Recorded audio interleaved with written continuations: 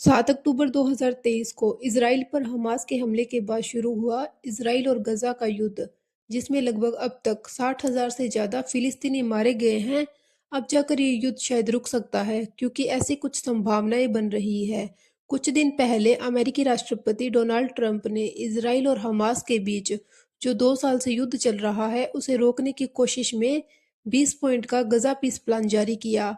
और इस piece plan के हिसाब से हमास को 20 बातें माननी होगी, जिससे कि युद्ध रुक सकता है। और अगर हमास ने ऐसा नहीं किया तो अमेरिका इजराइल को गजा को पूरी तरीके से तबाह करने की परमिशन दे देगा। और हमास के पास इसके लिए 72 घंटे का समय था। और अब ट्रंप के पीस प्लान के प्रस्ताव पर हमास ने रिएक्ट करते हुए कहा है कि इजरायली बंधक, जिन्हें उसने 7 अक्टूबर 2023 को इजराइल पर हमला करके बंधक बनाया था, उन्हें वो छोड़ने के लिए तैयार हो गया है।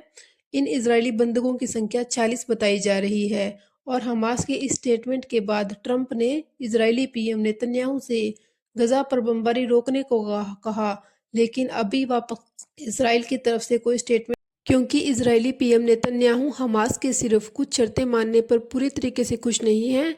लेकिन फिर भी ट्रंप की तरफ से सीजफायर करने के लिए इजराइल पर दबाव बनाया जा रहा है। ऊपर से इजराइल में भी सरकार के खिलाफ प्रदर्शन कर रही है जनता, कि वो हमास के बंधकों को रिहा करने वाली शर्त को मान ले और ये युद्ध समाप्त कर दे। ये विरोध प्रदर्शन इजरायली जनता के द्वारा भारी मात्रा में किया जा रहा है। इसलिए अब इजराइल पर युद्ध रोकने के लिए थोड़ा दबाव बनता जा रहा है। युद्ध रोकने को लेकर अभी भी कोई भी फाइनल डिसीजन इजराइल की तरफ से नहीं लिया गया। अभी भी इजराइल और हमास के बीच बातचीत जारी है। ये बातचीत इजिप्ट में होने वाली है।